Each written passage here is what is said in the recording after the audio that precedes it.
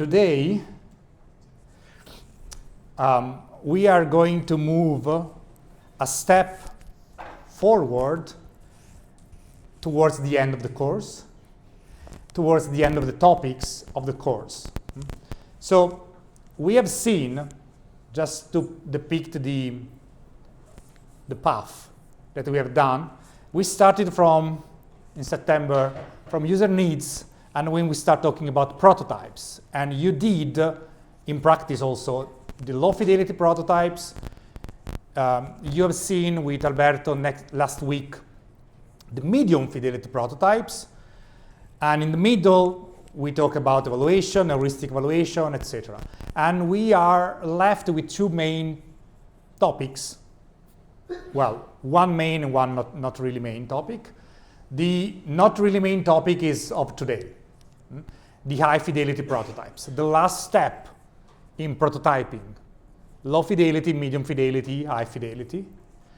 And the other topic that is left, that is not for today, is usability testing. That is another way to evaluate, not with expert, but with your target population. So today, what we're going to do in this 3 hours is first, I will tell you and exemplify a little bit more what is high fidelity prototypes, how it impacts you and your project. Then I will present assignment 4 that will be in medium fidelity. So things you already know. While the high fidelity prototypes will be for assignment 5. Together with usability testing. They will both be assignment 5, and I will present assignment 5 next week. And then the last hour, that will not be video recorded, will be for you to work or ask questions about the heuristic evaluation you are finalizing, hopefully. So if you want, you can stay here for that hour. You can go home since it's evening. Whatever, but if you want some kind of support, I will stay here for 1 hour and a half, supervising any work you want to do on the heuristic evaluation. So that's the plan for today. So what are high fidelity prototypes? High fidelity prototypes are still prototypes, as the name say, but they are actual computer applications with final looking layout, colors, and graphics. So they looks like and behave like a final product, a final software, a final application. They are so high in fidelity that looks like the real thing. High fidelity prototypes can be done in 2 different ways. Practically. One is using design prototyping tools like Figma that you already have seen. It's also possible with Figma to do high fidelity prototypes. There will be high fidelity in layout, colors, graphic, etc. Not very much in logic because it's mostly static. Or with real application code, so by programming. That is the thing we are going to ask you to do. So for the high fidelity prototype, we are going to ask you to do the actual thing in code. The prototype in code. Compared to the other type of prototype we have seen, high fidelity prototypes are more expensive to build because of course you have to calibrate colors, fonts, sizes. If you have some logic to add, even if in a prototype, you have to add the logic, so program the business logic of the application, etc. So it's more expensive in all this sense. You have to dedicate more time to graphic design and interaction design, all things you should have already designed in the previous level of prototype. And when tested, differently from low fidelity and medium fidelity, people will mostly comment about colors, fonts, layouts, so all the details that you didn't have up to this moment. And they they would refrain mostly to communicate about logic, missing feature, other kind of problem. That's why we try to sort them out in the previous level of prototyping. Because the representation in Fidelity communicates finished, is done, is final. And for understanding things about interaction design, having these things final diverted attention away from the other details that, again, you have already covered in the previous level of Fidelity, so should be good anyway. But starting from this would have picked the attention on colors, font, etc. So here there is an example of high fidelity computer prototype. Is a website done with a tool that could be Figma, in this case it's called Pencil, and you can see, since it's a tool, like again Figma, etc., you don't have much logic, you have minimal interaction, you can have animation, etc., but most of it looks like a real application. You have colors, we have the navbar, you have, this is not yet final, but you have fonts.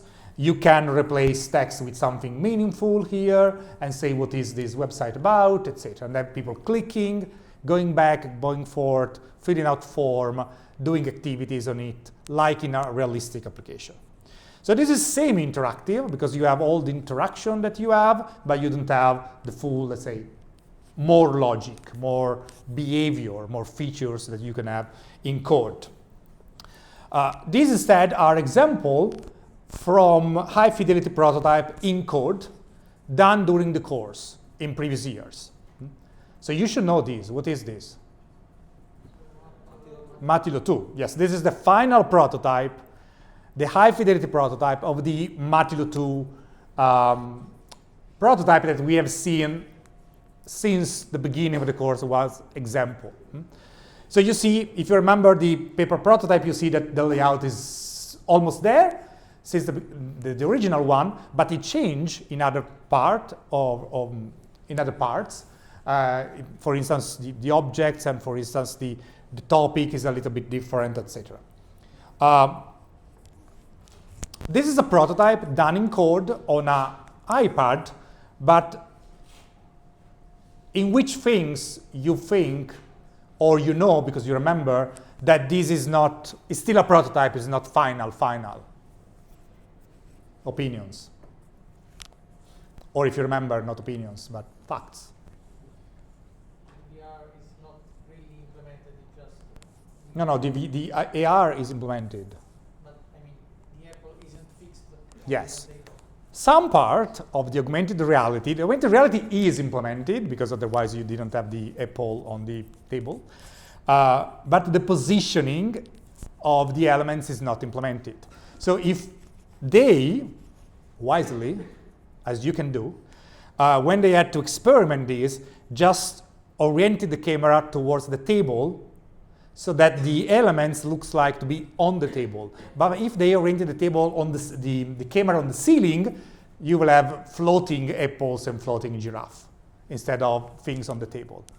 So this part is not fixed, is a prototype. So some parts are not final. Of course, if you need to do something that you deliver in schools, you cannot have an apple floating in midair, but you have to attack it, build on the table. So, but again, this is a prototype, so it's doable. Which other elements can tell you that this is a prototype? Just looking without remembering in this case. Just two items, indeed. And just 3 or less, in this case 3.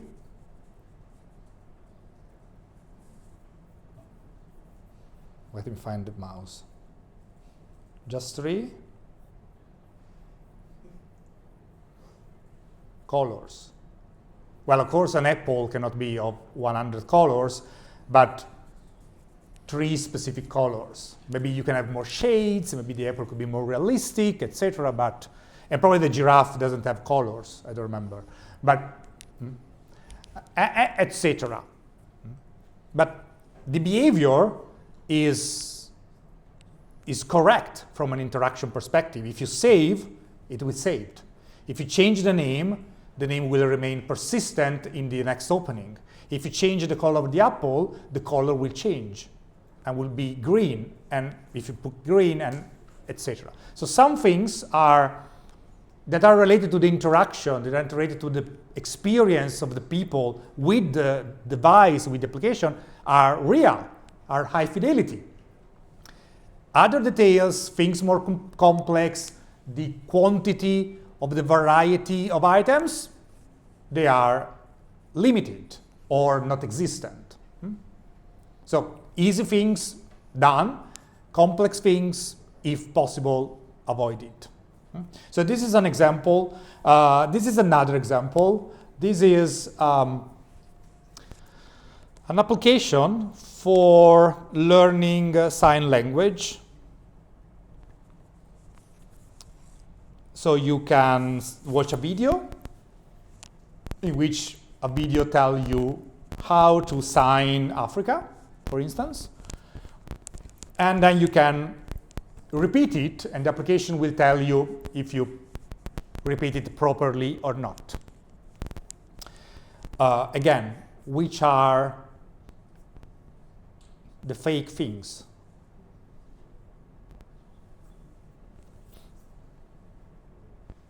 Or the limited one? Probably the gesture recognition. Yes, the gesture recognition is totally fake. They didn't implement the gesture recognition for some English sign language, because British English is different from American English, is different from Australian English, etc. So each one has its own characteristic for sign language. So the video is an actual video, is actually camera recording. This was students, previous students of this course. But whatever the signal, there will be either right or wrong in a way that is binary, whatever the person do. And the videos, do you think that they recorded the video? No, they pick it from YouTube or other sources. So simplifications. And they, of course, didn't have all the topics of this world, but just animals and countries, a continent in this case. So geographic. So limited amount of information and limited functionality. Again, all the simple things done, the complex one, gesture recognition, etc., fake. Because it's a prototype, so it doesn't make sense. This is another example. This is a mobile application. So if you have a tablet, we have desktop web application and then a mobile. This was for see the movement you have to do in the gym, and then while you're doing the movement, the application will tell you if it's right, it's wrong, and if it's wrong, where is the problem. Again, same question as before, not from the three of you. Same question as before. What is real and what is simplified and what is not real, or not done entirely.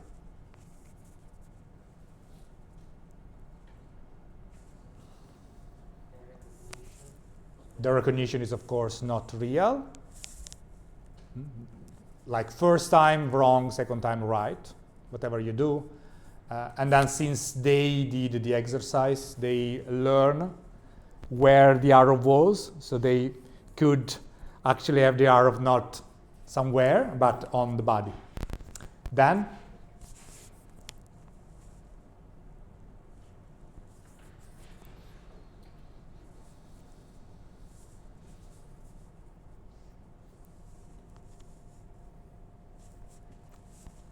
how many exercises they have?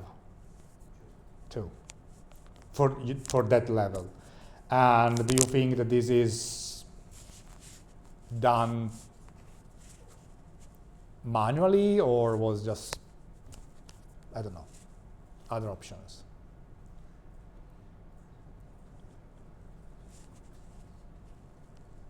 They build the person in 3D?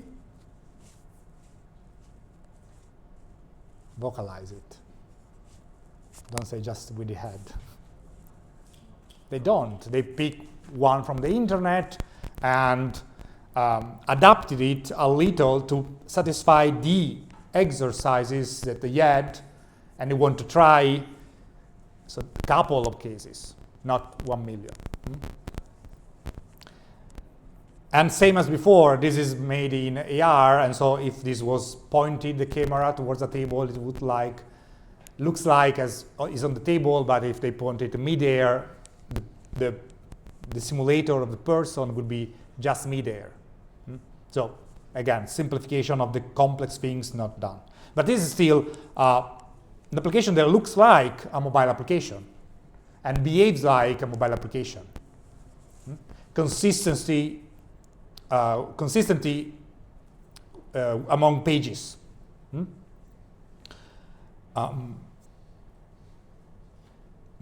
Even if, well, this was a React Native application, this was done with web technology, like web application, and I think also this was done.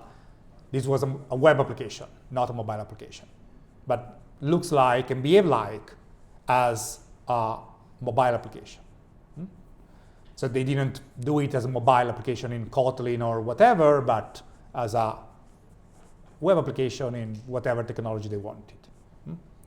So these are 3 examples from past edition of the course of high fidelity prototypes, so that you can also have a hint of what you are expected to do with your prototype when you are going to do the high fidelity prototype in 2 weeks. Next week, actually. Because assignment 4 lasts 1 week only. So next week you will start working on assignment 5. And I will present assignment 5 next week. So assignment 4 is just a bridge between assignment 3 and assignment 5. So what we can learn from high fidelity prototype, as I was saying before, we can learn layout, we can learn colors, fonts, icon, and other graphical elements, etc. We can learn also other 2 things that we couldn't learn before. One is the feedback. Do user notice and respond to any feedback message or activity that we gave?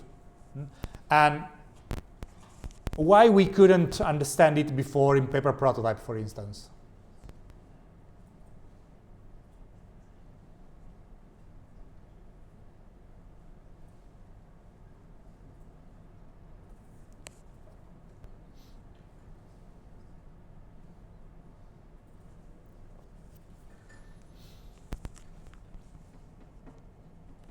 I'm pretty sure I told this when we talk about paper prototypes. So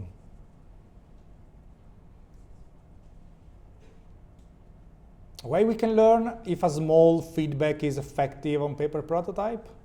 Like a status bar message that appear and then disappear after 5 seconds.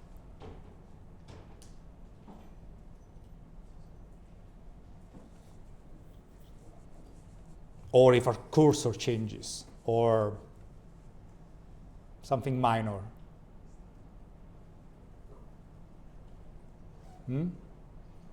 Why we cannot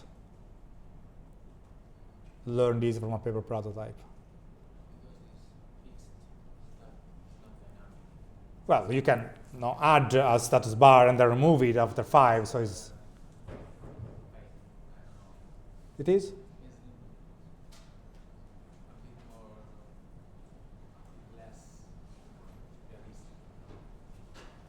Well, more than realism, the point is more about that as big change, a small change will be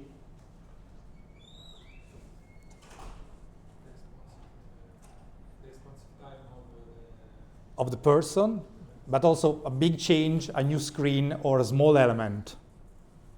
What change if you look at a paper prototype between let's change a page, an enormous page, or let's change a sentence?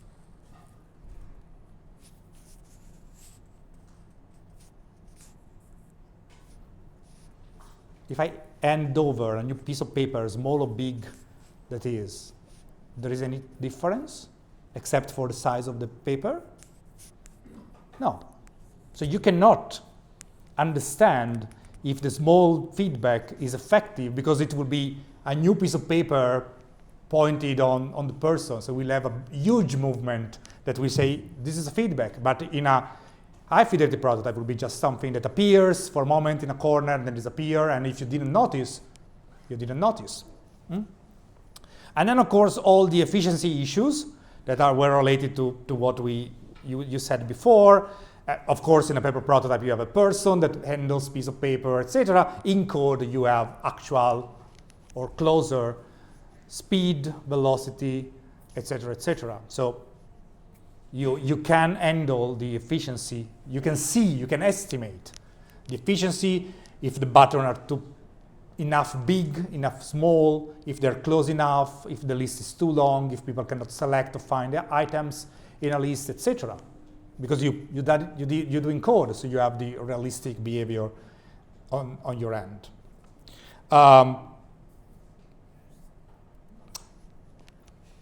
That's interesting. I wasn't going to play it, but if you want to look like 5 minutes, doesn't really waste you more time or even less. You can look at this video from Apple in a WWDC of a few years ago that was titled "Prototyping: Fake It Till You Make It," and they present in a periodic way this application made by Apple, but is of course made in a revolutionary toast maker finder in San Francisco, something like this. So that's the parody part. And then they show you this application that looks like a real application, except is not. So this is an example of high fidelity prototype. It's not all coded, all the logic implemented, all the complex things done. This is a good example of a high fidelity prototype in code. And then it continues on how to do it in Swift, but you can just focus on the first 3-4 minutes of the video if you want.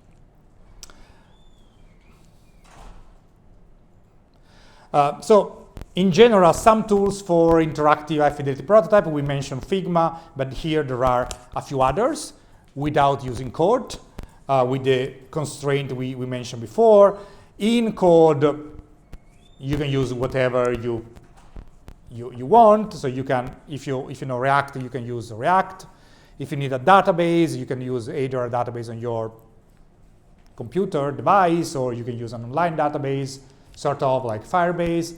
If you need to have a web application available from outside of the private network, you can use ngrok. That will give you a free public address for some time for free.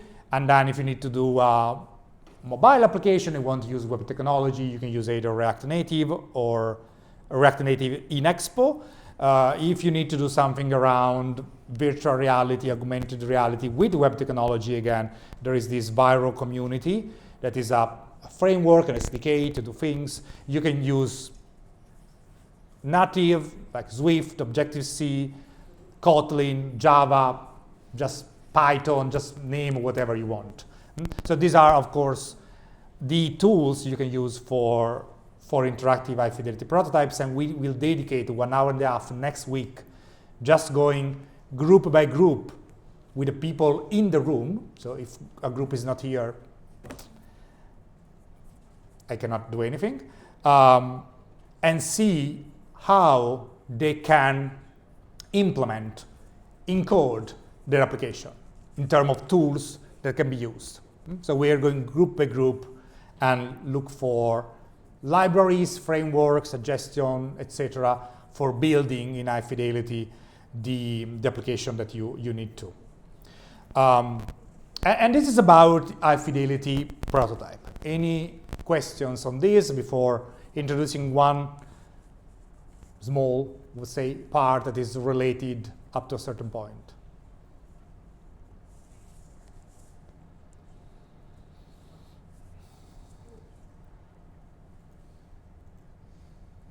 No. So let's talk about one technique that could be used, especially in high fidelity, but also could be used in other level of prototyping. That is, it's called the Wizard of Oz technique, that, as subtitles say, faking a technology or filling in for missing functionality. And it's something that also some groups could use or adopt as a technique for the high fidelity prototype if it makes sense. So the goal of this technique is to test an application that is really complete with a finalized user interface, with finalized algorithm, and including stuff that we are not able to implement in 2025 or 2026, but without actually writing the code for some of this part, except for the interactive dumb prototype, or for part of it.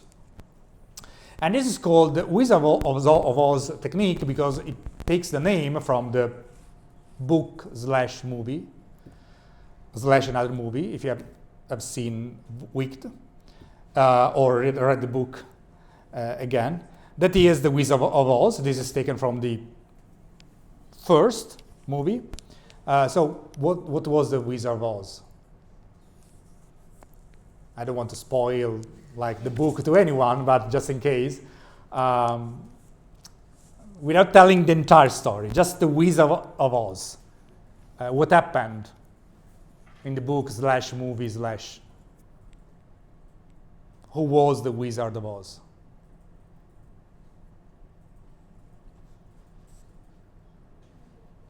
Nobody has seen the book, the movie, or read the book? How many of you have seen any movie, watched any movie related to the Wizard of Oz? Okay, and read the book? That's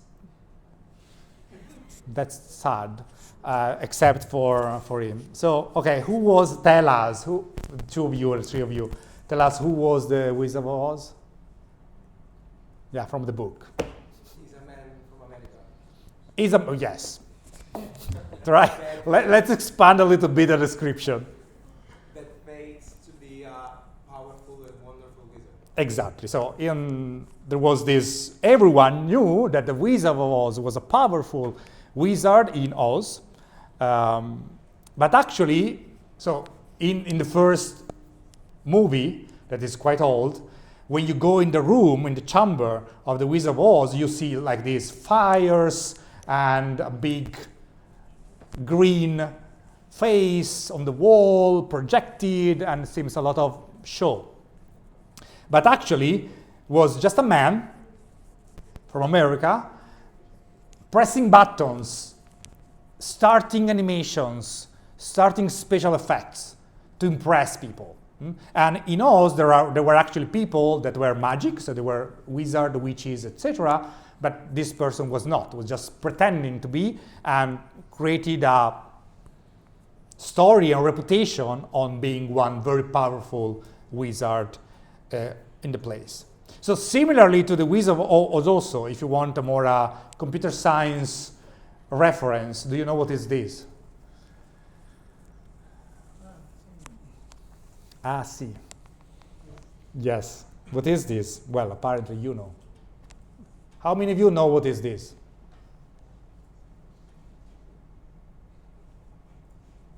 Wow. What is this? Let's ask her. It's like mechanic Mm-hmm. but actually there was a person that like could see the table and play. Yes, it was an automata, one of the first automata, and so you have this table with the game, and this was like a robot in a way, and the table is closed, and so you go there and you can play, you could, in the past, play chess with a robot, and the robot sometimes wins, like with artificial intelligence system way later on. And this was called the Mechanical Turk, because it looks like an automata, sort of a robot, and could do complex move of chess, and it seems very, very sophisticated, but actually there was a man here in this tiny hole that could see the game and move handles to move the hand and arm of the automata and play the game properly. So again, from the distance, if you don't know the trick, it seems like a very intelligent, sophisticated system, but actually was a person moving everything to make technology behave in a way that is more sophisticated than it was. And it's called Mechanical Turk, if you just want to look at on the internet or on ChatGPT. So the Wizard of Oz technique takes the idea from those stuff. It's a software simulation, it's a software interface where there is a human in the loop, in the middle, to help with tasks that were not possible or are not possible or are not implemented at all. So here was not possible to create an automata that will able to play chess and win, because the technology of that time was not able to satisfy this. But if they want to try how it feels to play against a robot, they could. They just put a man that was able to play and with different level of satisfaction in a proper place, hidden, so that people doesn't know, and you can play with a robot. This is the same idea. You have a man, a person behind a curtain. So you have a behavior that looks like from a machine that is simulated, it is performed by a human operator, by a person. And the wizard, the person is usually, but not always, hidden, but usually it is. And it's a technique that is often used to simulate future technology, like speech recognition and learning, like 100% accurate speech recognition, or more human accurate speech recognition or learning, or other skill that we don't have the technology to do that, but we can see how it would be perceived, how it would work, or to actually not implement complicated things and have someone that behave in the respect, even if we know how to do this. The wizard is typically, I was saying, hidden, but in the end of the experiment, it should always be revealed. At the end, you should always say, all this part was done by a person. Yes. It's called ethics. Okay. I hope that is enough. And the Wizard of Oz is often used in the prototype phase, especially high fidelity, but actually sometimes in the medium fidelity prototype. In the low fidelity, is more difficult. You typically have the computer already that is moving piece of paper if you want to consider that a Wizard of Oz, but it's actually spanned across multiple prototyping phase. So to implement a Wizard of Oz prototype, you first of all need to choose which are the tasks in a scenario. That's in general true. You have to then create the user interface, the coding part, the computer parts of the system that are needed, and leave some hooks for the wizard action, some buttons, another interface that is a control interface to send a notification in the right moment. For instance, that's something that your colleague did in the past. They had the application for the users, and they had another version, very, very simple, of the application with just maybe a button that send notification. And when the user did some action and they wanted to send a notification, they press send notification, and the phone on the other side received the notification at the right moment, or at the best moment, according to what the application should do, but of course without implementing all the context, time, whatever recognition that was needed to send a notification. This is a simple way to implement the Wizard of Oz, but still a way that you can use if needed to simplify some part. So again, you have the user interface for the user, you have a back office interface for the wizard, where the person can do whatever needs. And then in complex Wizard of Oz scenario, you have to define the rules of behavior.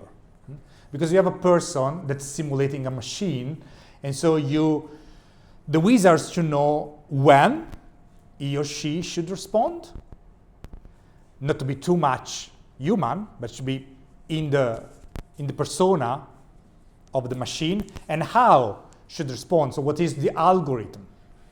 So if you're using the Wizard of Oz to simulate, I don't know, speech recognition, talking about weather, you don't want it to be too effective, or talking about everything else except the weather.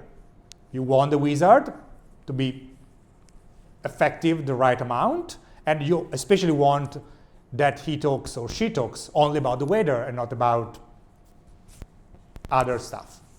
Because it's a person that is still simulating a system working, so you want to keep some level of realism in the answers, in the possibility. Or you want to calibrate. You want to have a wizard, in other cases, maybe you want to have a smart wizard and a dumb wizard.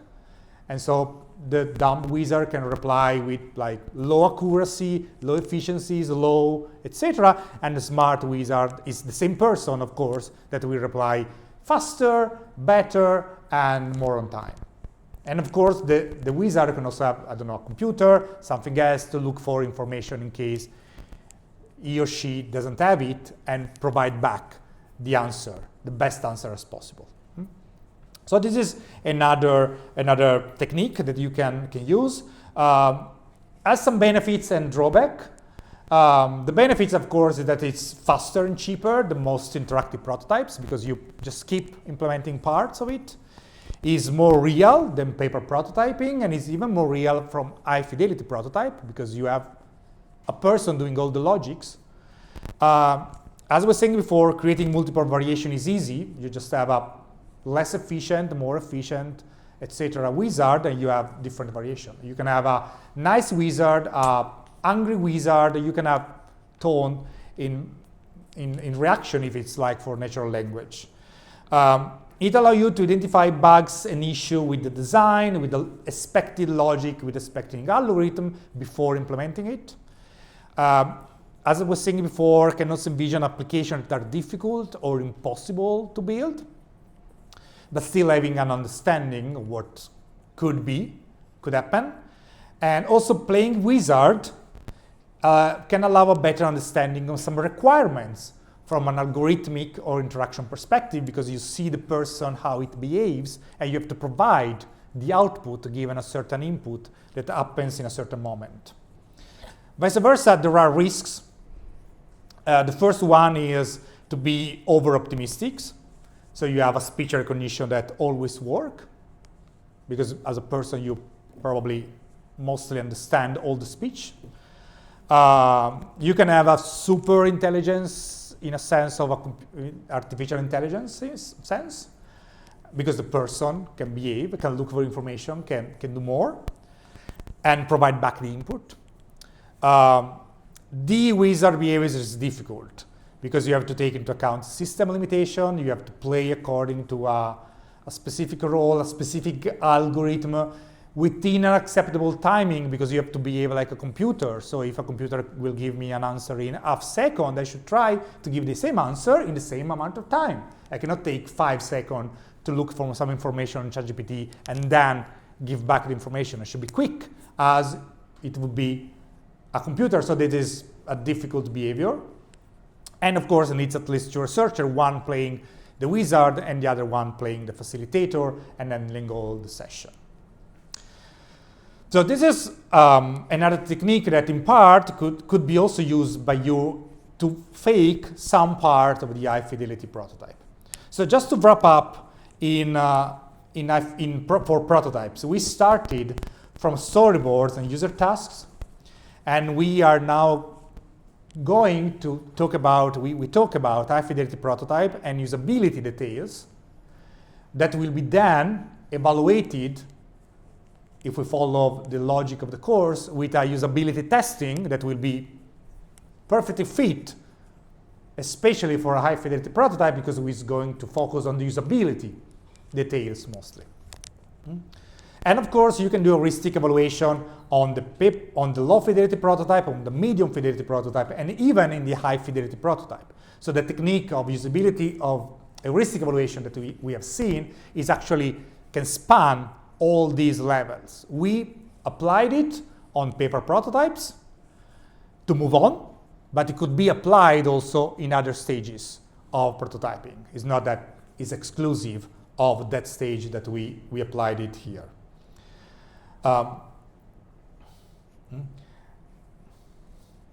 And for each of these, we generate some artifacts, in a sense. From the storyboards, we also combine the storyboard with the scenarios. What happens? The storyboard is a representation of the scenario. We started to have some critique, more or less structured, in the low fidelity prototype. The heuristic evaluation is a critique way. It's an expert evaluation, but it's a critique way that is structured. You have heuristics to check or not. And then after the high fidelity prototype, you can do user testing, or you can do a controlled experiment that we are not going to cover here, but just to let you know that exist, that are more scientific way to check if an interface is better than another interface or not. We are not going to cover this. We stop in the usability testing. I will mention this when we talk about usability testing, but these are all artifacts possible on the story about prototypes. Okay? So any question on this before we move on?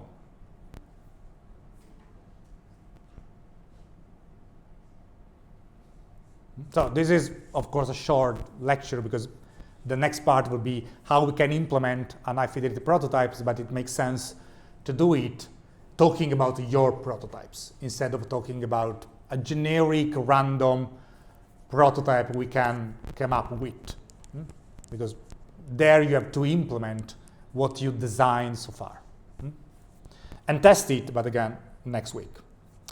So what we're going to do now is to, well, let me remind you one thing, and then I will stop the registration and present assignment 4.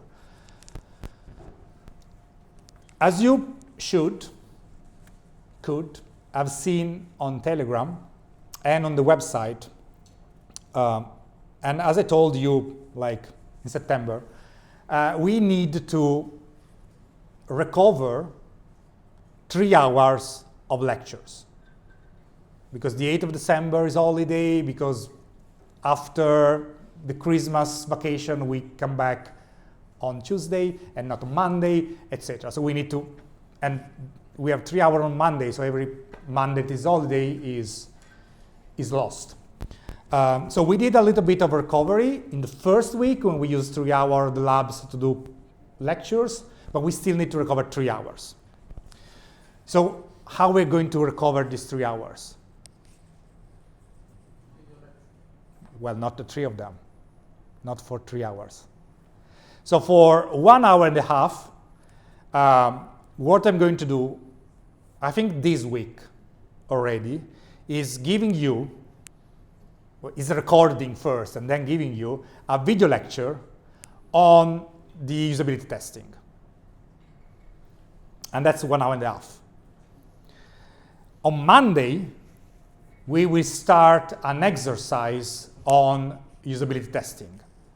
So you are required to watch the video lecture before Monday, or at least look at the slide before Monday, because otherwise you cannot do the exercise on usability testing that is part of assignment 5, that is part of the exam, of course. And then we will continue that exercise next Thursday, Friday, I don't remember, 1 hour and a half at 1 p.m.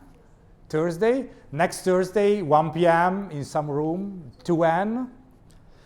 We will continue this, the exercise on usability testing. And with that, we only have 1 hour and a half class.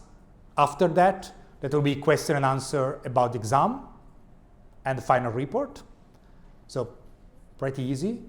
But that means that before December 8, we complete all the theoretical part or the exercise part in class.